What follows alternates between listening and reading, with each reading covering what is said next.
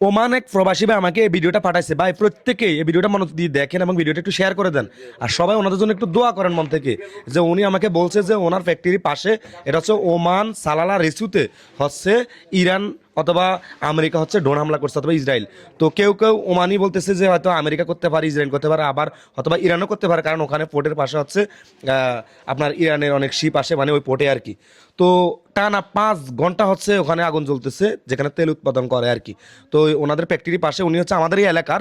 তো বলতেছে একটু আমাদের জন্য একটু দোয়া করতে বলবেন সবাইকে, কারণ আমরা কোনো ভিডিও আপলোড করতে পারি না, কারণ যারা ভিডিও আপলোড করে ওদেরকে নাকি লোকেশন ট্যাগ করে পুলিশ ওদেরকে ধরে নিয়ে যায়, গ্রেপ্তার করে।